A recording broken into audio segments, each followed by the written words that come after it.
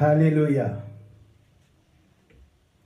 Qui t'aime chanter, on t'y chanter, on t'y chanson en créole, que aux amis aux États-Unis te voient bon moins, mais c'est pas chanter à même, non qui voient le bon moins, mais les amis envoient le bon moins pour me dire qu'à chanter. Je ne vais pas chanter, non, mais je vais essayer. Ma va restaurer ça pour moi, yo.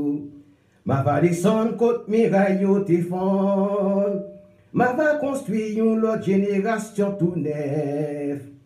Et va bénir l'église là, Seigneur dit. Ma va restaurer ça pour moi, yo. Ma va descendre côte miraille, yo, te fond.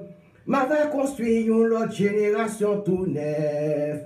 Et va bénir l'église là, Seigneur dit, m'a réparé. M'a réparé toute sa chérie, yo te gâté. Oui, toute année cricket yo dévoré. M'a va descendre restaurer ça pour moi yo. Et va bénir l'église là, Seigneur dit, m'a réparé. M'a réparé toute sa chenille, yo te gâté. Oui, toute année cricket yo dévoré. M'a va descendre restaurer ça pour moi yo. Et m'va bénir l'église là, Seigneur dit. M'a va restaurer ça pour moi yo. M'a va descendre côte miraille yo te fond. M'a va construire une autre génération tout neuf. Et m'va bénir l'église là, Seigneur dit, m'a réparé. M'a réparé toute sa chenille, yo te gâté. Oui, toute l'année cricket yo dévoré. M'a va descendre restaurer ça pour moi yo. Il va bénir l'église là, Seigneur dit. Alléluia. Ce cantique, cette chanson est une chanson prophétique. Je rappelle à celles et ceux qui l'écoutent que cette chanson est plutôt prophétique. Amen. Dans quelques minutes, nous allons pouvoir écouter la parole de Dieu. Amen. Restez à l'écoute.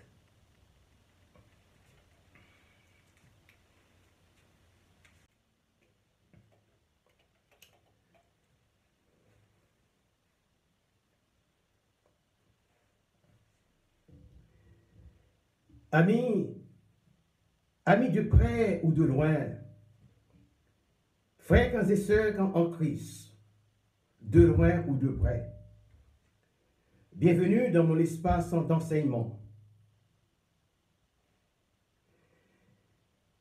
Quelle que soit votre race, votre pays, votre confession de foi, ou l'ethnie à laquelle vous appartenez, Jésus vous aime et ne fait exception de personne. Lisons les versets 31 et 32 du 5e chapitre de Matthieu. Il a été dit que celui qui répudie sa femme lui donne une lettre de divorce. Mais moi, je vous dis que celui qui répudie sa femme, sauf pour cause d'infidélité, l'expose à devenir adultère. Et celui qui épouse une femme répudiée commet un adultère. L'enseignement du jour porte sur les 8 étapes du mécanisme de l'adultère dans les familles biparentales. Le mot adultère n'étant pas présent dans la monoparentalité, il se traduit dans le langage courant par le mot fornication et dans le langage soutenu par le verbe devancer le plan de Dieu.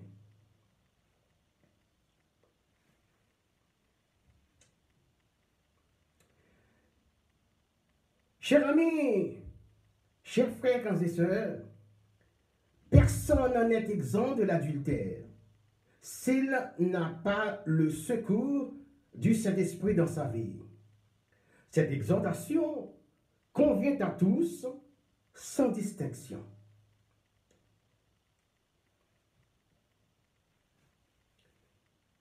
Que de fois nous poussons nos frères et sœurs dans la voie de l'infidélité par nos critiques. Que de fois des pères et des mères, par leurs attitudes démesurées, exposent leurs enfants mariés sur la voie de la luxure.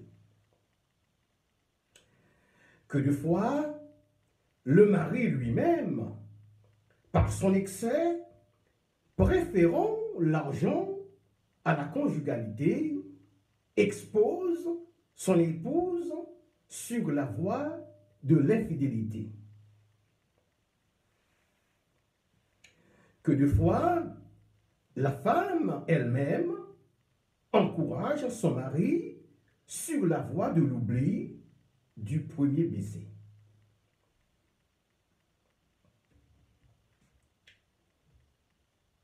Que de fois, le conjoint, une fois rentré chez lui, préfère qu'en dialoguer avec ses collègues de travail au détriment même de celle ou de celui qu'il a entendu à la maison ou ailleurs depuis toute la journée.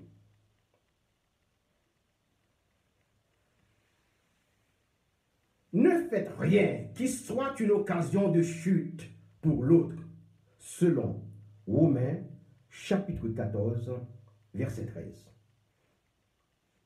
Ces petites inattentions sont la gangrène qui conduit à l'infidélité tant elles rendent malheureux.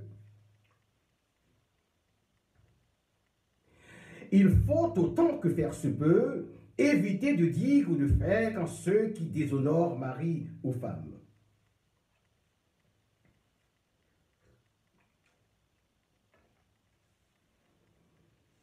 Car, selon Éphésiens chapitre 5, verset 33, le mari doit l'amour à sa femme et elle lui doit à son tour le respect.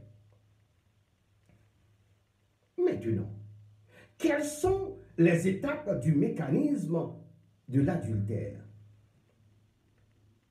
Première étape, se sentir ne pas être écouté. Se sentir mis à l'écart dans sa famille. Se sentir nul et bon à rien.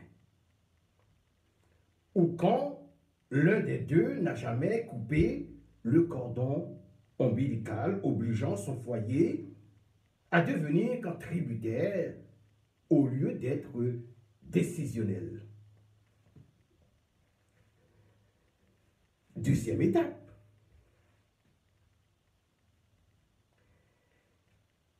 elle se manifeste par l'apparition d'une dépression, d'une colère contre soi-même, d'un manque de soins affectifs. Se sentir négligé au profit des autres membres de la famille.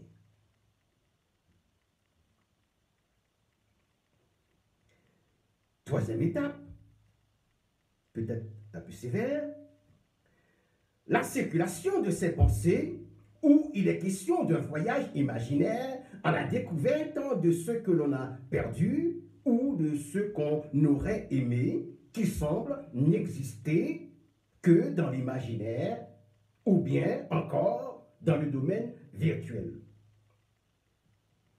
C'est l'étape la plus dangereuse. Vous avez besoin d'une compensation à ce manque de désir qui est soutenu par les affirmations de Matthieu chapitre 15, verset 19, je cite. Car C'est du cœur que viennent les mauvaises pensées, les meurtres, les adultères, les impudicités, les vols, les faux témoignages et les calomnies. Fin de citation.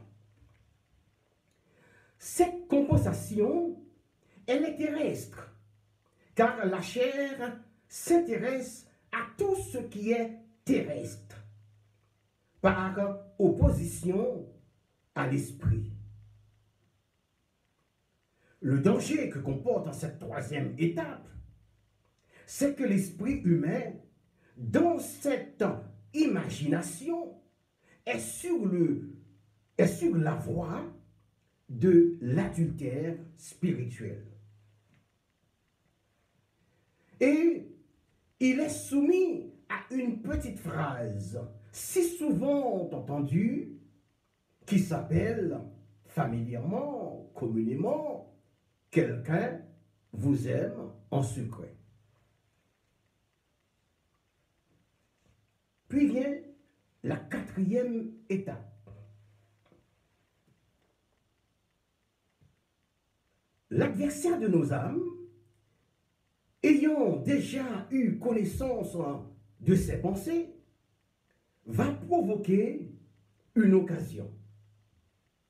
Fortuitement, et selon la description que l'on a faite dans les pensées, une âme se retrouve sur le chemin tant imaginé.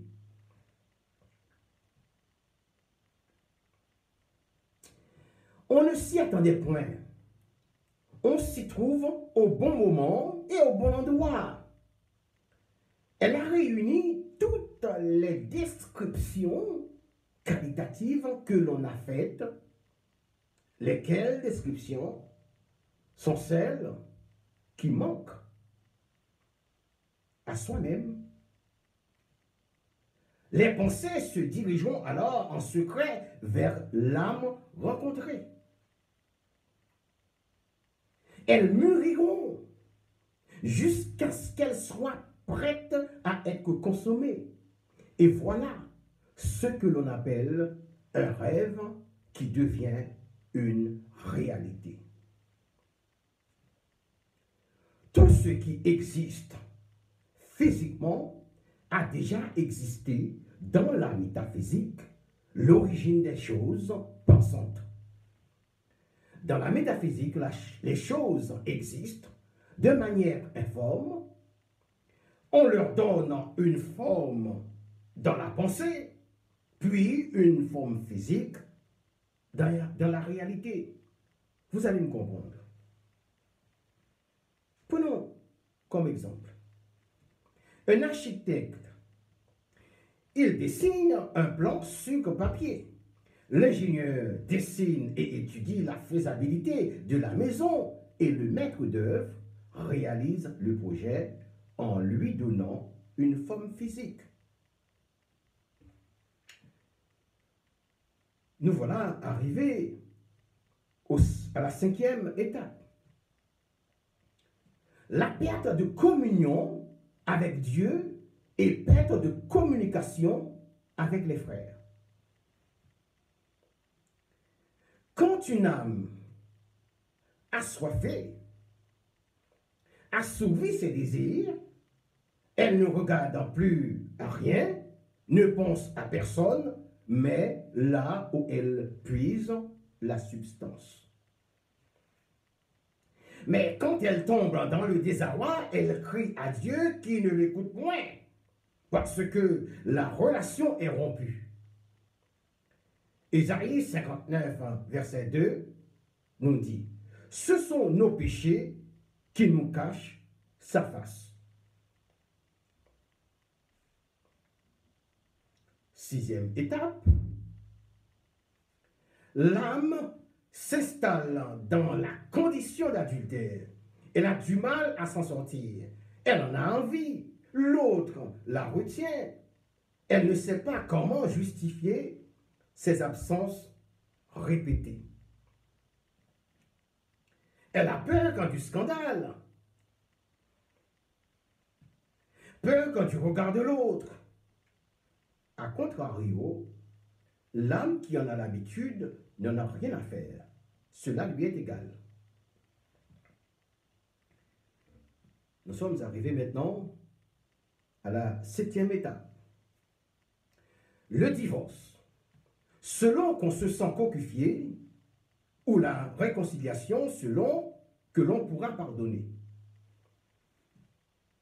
Dieu, alléluia, peut intervenir même lorsqu'un divorce est déjà engagé. C'est le cas d'une femme qui était toujours en colère contre son mari et qui a demandé conseil à un avocat sur le comment elle devra vivre avec son mari une fois que le processus du divorce aura été engagé. Ce dernier, c'est-à-dire l'avocat, de lui répondre, rien à faire, regardez toujours à son bon côté, qui vous place dans la paix en attendant que le divorce soit effectif. Et évitez de penser à ces défauts qui vont vous angoisser pendant plusieurs mois. Ce faisant, la femme a réalisé finalement que son mari avait plus de bonnes que de mauvaises attitudes et finit par rentrer dans un état de regret. Dieu peut agir, hein? Alléluia. La dite femme a découvert la vérité, alléluia, et cette vérité l'a affranchie selon Jean chapitre 8, verset 32. Maintenant, comment se prémunir des moyens préventifs adéquats pour éviter le déclenchement de ces mécanismes? Il faut utiliser les règles de l'art de la conjugalité.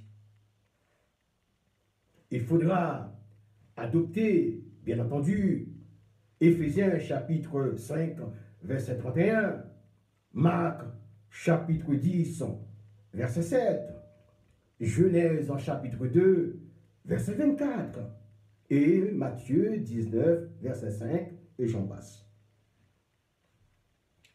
La 8e étape rime avec les signes de l'adultère spirituel. Quand l'infidélité règne, il y a un changement automatique qui se produit. Avant, le conjoint était un confident et maintenant il ne l'est plus. Il ne parle presque plus. Alléluia. Avant, il rentrait du travail à une heure bien ordonnée, plus ou moins égale. Et maintenant, le voilà qui rentre 1h, 1h30, voire même 4 heures plus tard, sans pouvoir en donner d'explications cohérentes. Et si on le lui demande, il s'énerve. Pourquoi? Parce qu'il sait qu'il sera obligé de mentir. Et mentir l'énerve parce qu'il le place dans une position d'infériorité. Là, ce sont les 2 premiers signes de l'adultère spirituel. C'est premièrement un changement d'humeur, à part les autres signes montrant cette infidélité. La personne devient très susceptible et colérique parce que l'amour est tari. Elle s'énerve pour peu de choses. Là, ce sont les signes évidents et le conjoint cocufié voit tout cela si c'est une personne chevronnée, ayant une grande connaissance en matière du comportement d'adultère. Il ou elle le découvre automatiquement parce que les signes parlent d'eux-mêmes, indépendamment de la volonté de l'infidèle. L'infidèle ne s'aperçoit pas qu'il a changé.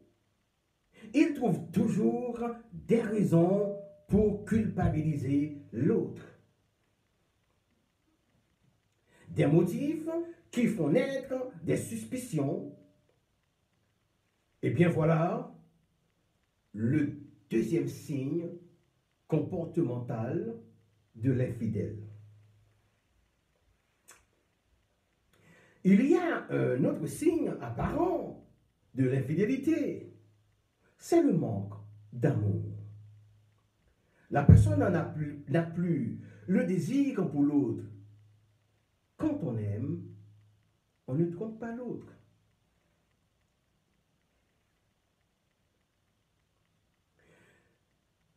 Le désir pour le conjoint est totalement mort. Sauf dans certains cas, tels que l'entrée en âge avancé qui fait perdre quelques désirs charnels. Mais cela ne veut pas dire que la personne est aussi perdue le sentiment du cœur. On n'a pas le droit de se tromper sur les signes évidents.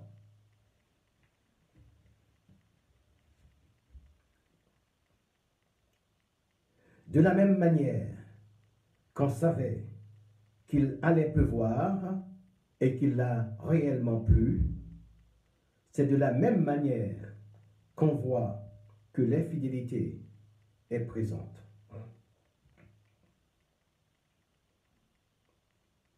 De la même manière qu'on sait qu'une personne va donner naissance à un bébé par un développement soudain de sa poitrine et de ses rondeurs généreuses, il en est de même pour l'infidélité. De la même manière qu'on voit la fumée monter de quelque part et qu'on sait que le feu, même invisible, est présent, il en est de même de l'infidélité. La fumée ne se lève jamais sans qu'il n'y ait du feu. C'est un dicton bien connu. Je vois même une personne utiliser ces signes comme un stratagème pour faire croire à l'autre qu'il y a une autre personne dans sa vie. C'est tout à fait incohérent.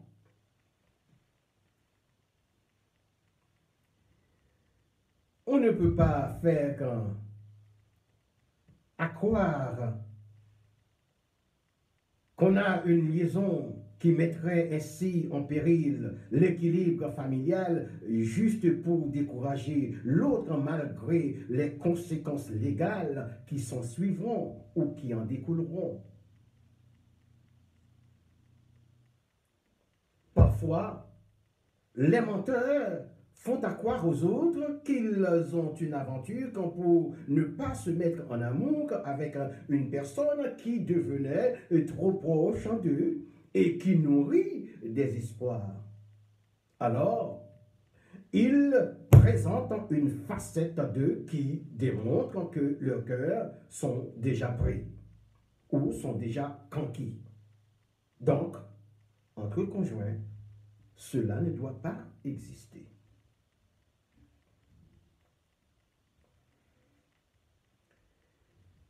Il y en a qui se complaisent dans une aventure destructrice sans penser aux conséquences que cela engendre.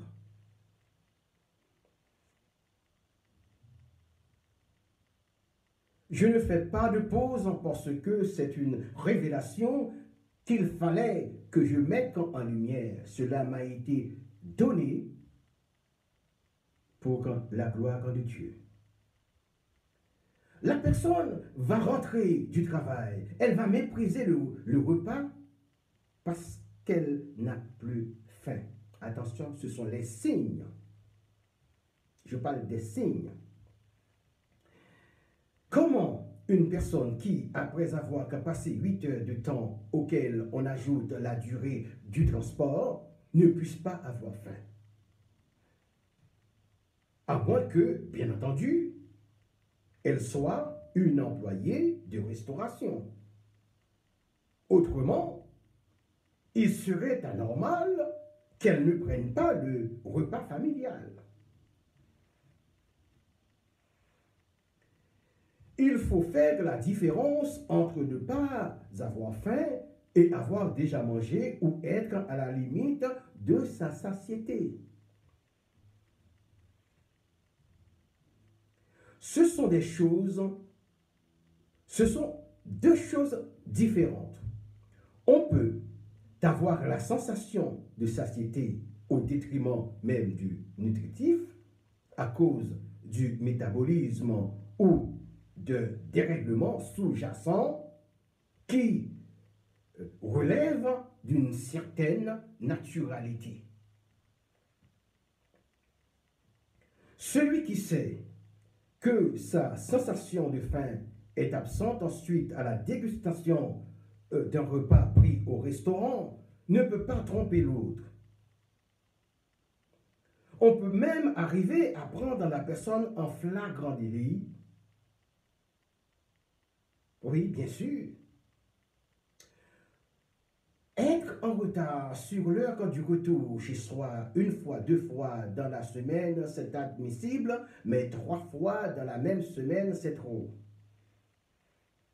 À moins qu'il y ait une raison, un motif dans les transports. Certaines personnes ont pour habitude de téléphoner à leur conjoint pour leur signaler un contretemps qui justifie leur retard de 30 ou de 45 minutes, même si parfois c'est un mensonge. Il faut garder dans la réalité que l'adultère peut se produire en moins de 30 minutes si on tient compte qu'en moyenne, le temps normal, minimal, est de 20 minutes. Je ne suis pas trop expert en la matière. Le plus souvent, chez certaines personnes, il n'y a pas ce côté suspect parce qu'elles sont des habituées. Une habitude qui fait qu'elles peuvent rester normales sans avoir l'air coupable. Une personne qui est à ses débuts d'infidélité présente quelques signes peureux ou d'appréhension que l'autre ne le sache. Mais celui qui est habitué à vivre dans l'infidélité ne présente aucun signe démonstratif de culpabilité.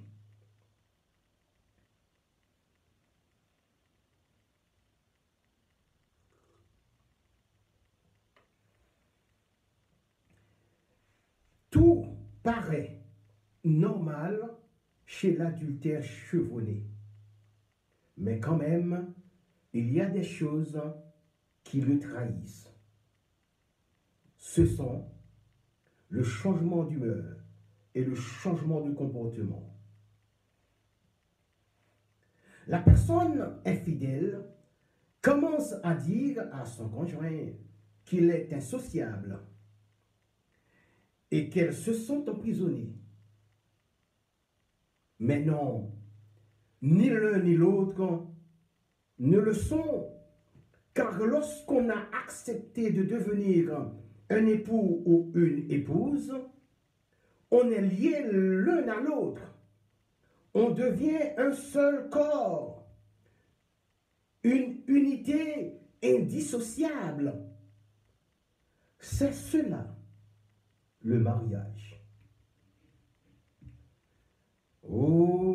nous vivons une ère où le mariage est en train de perdre sa valeur. Oh oui, nous vivons bien ce temps.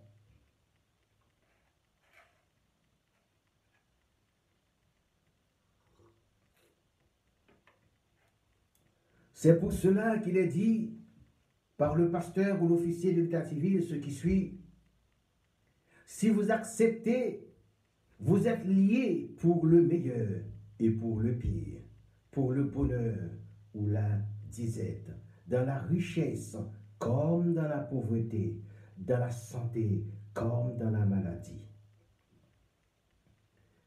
Malheureusement, pour certains couples, au fil des années, la maladie et l'inactivité professionnelle font leur entrée dans la vie du couple, entraînant même le divorce parce que l'un des deux n'accepte plus cette nouvelle situation. Alléluia. Mais il y a d'autres qui, ne voulant pas l'accepter, va chercher le moyen de mettre que l'autre conjoint innocent en situation de culpabilité, une fausse culpabilité pour annihiler son innocence.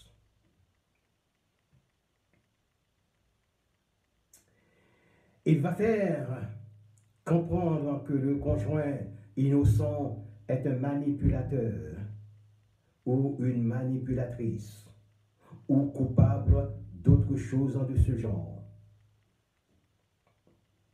Alors, avant de se marier, il vaut mieux réfléchir. C'est l'amour qui conduit au mariage. Être amoureux est un aveugle sentiment qui ne rime pas avec le futur.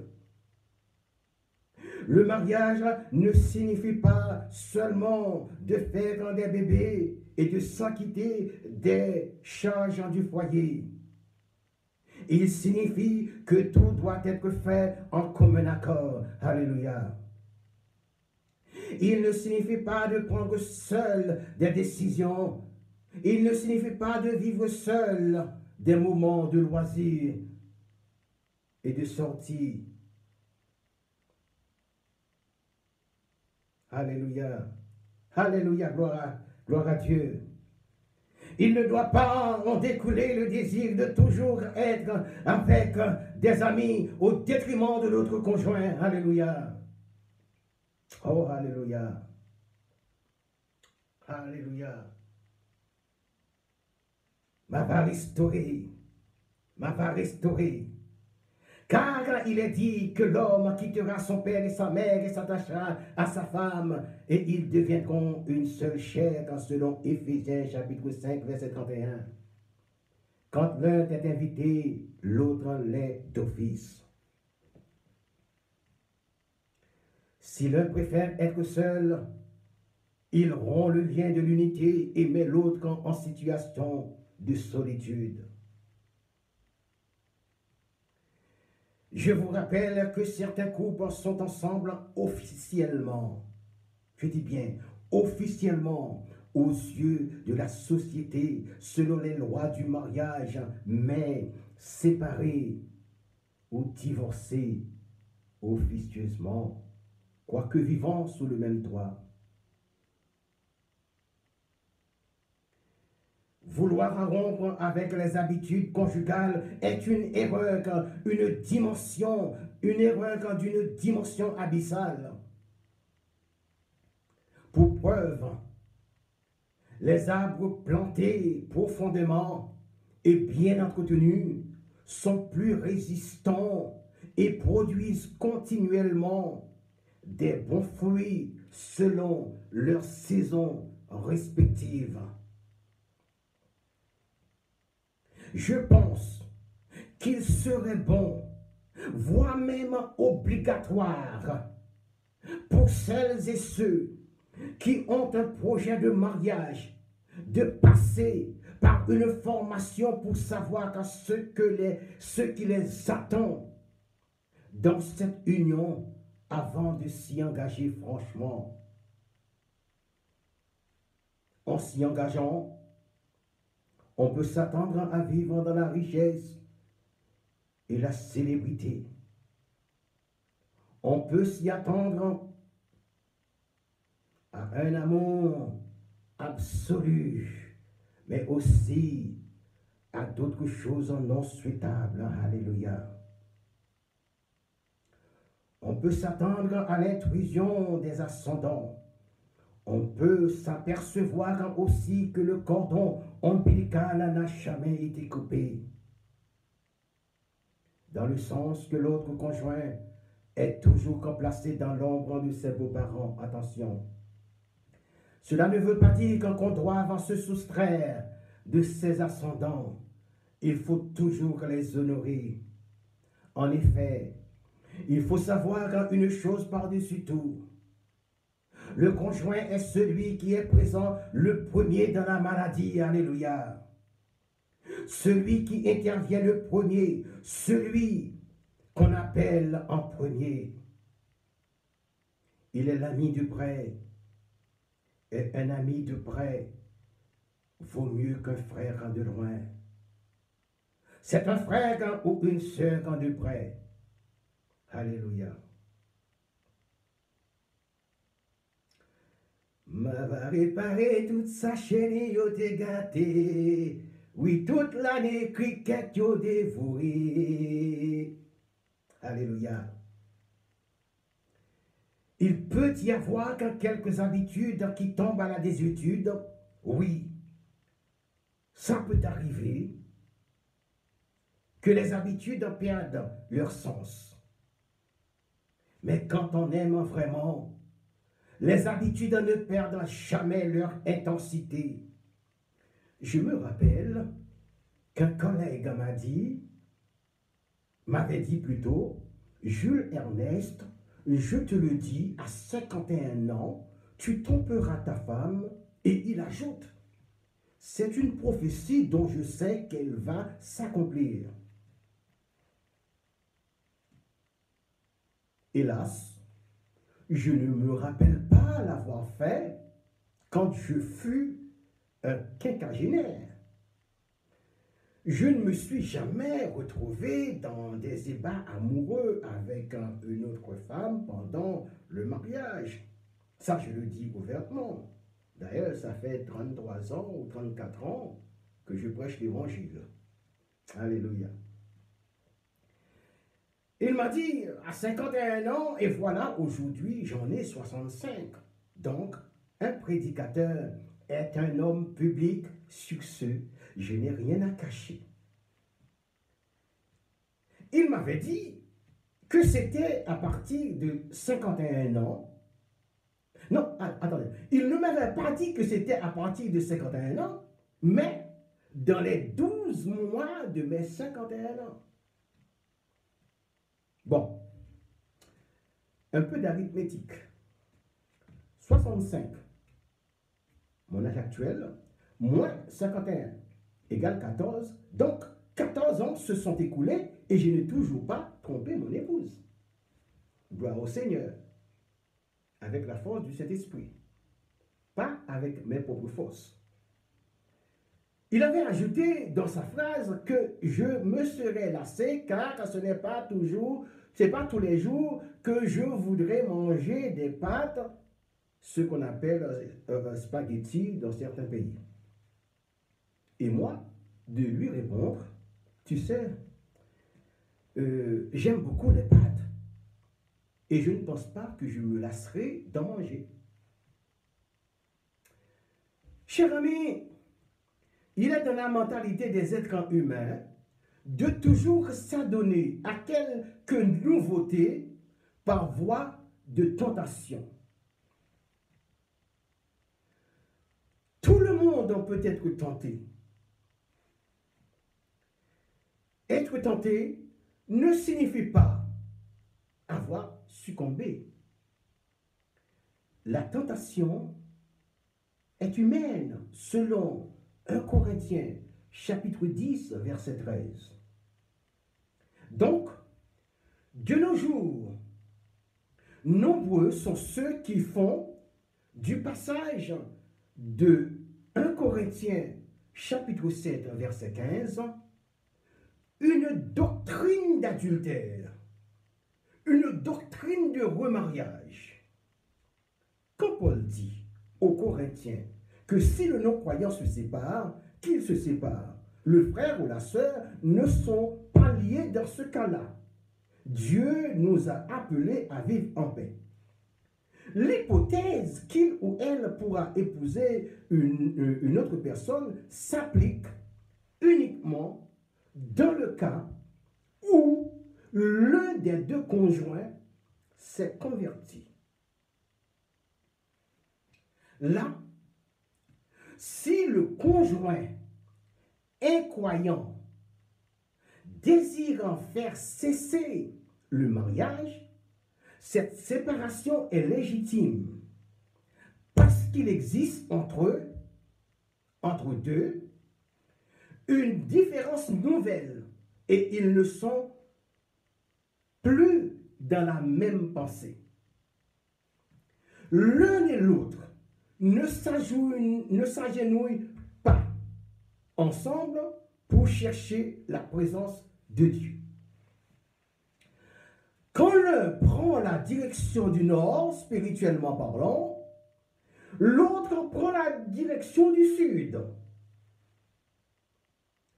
Ils ne prennent point la même direction pour arriver ensemble à la bonne destination.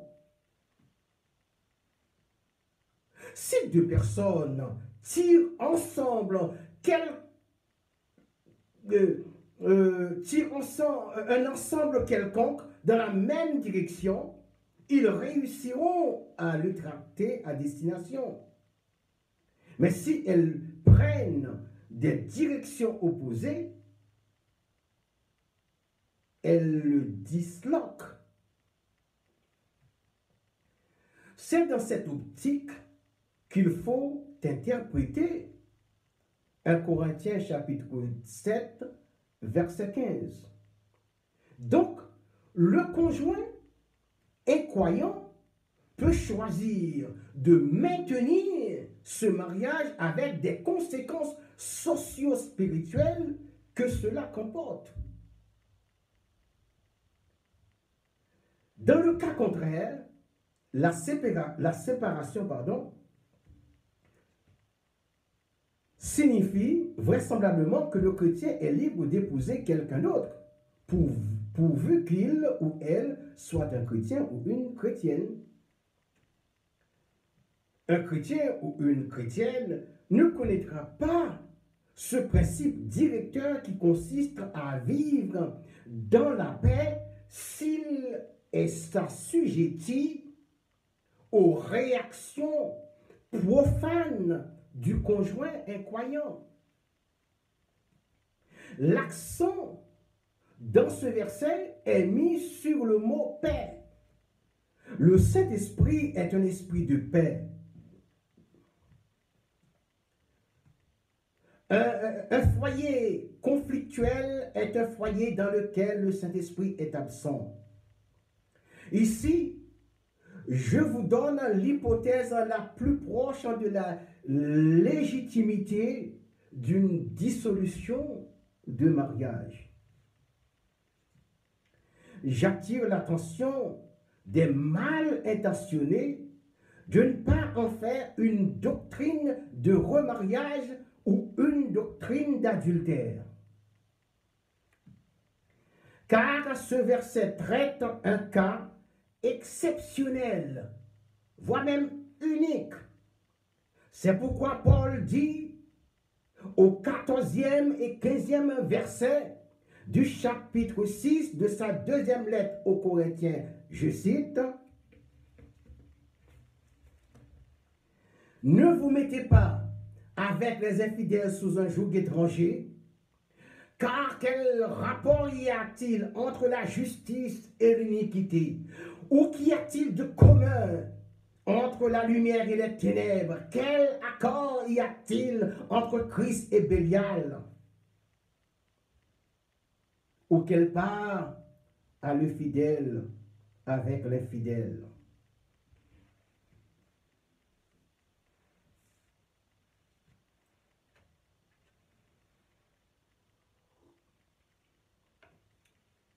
Ici, bien entendu, le non-croyant est qualitativement imagé dans Bélial, joug étranger, l'iniquité et les ténèbres, alors que le croyant est imagé dans la justice, la lumière, la fidélité et Christ. Et j'en passe. Pour deux chrétiens qui se sont liés par mariage, c'est un autre cas de figure. Jésus dit dans Matthieu 5, 32, « Mais moi je vous dis que celui qui répudie sa femme, sauf pour cause d'infidélité, l'expose à devenir adultère. Et celui qui épouse une femme répudiée commet un adultère. » Alors, le parapluie de l'un et de l'autre, c'est de rester sans se remarier.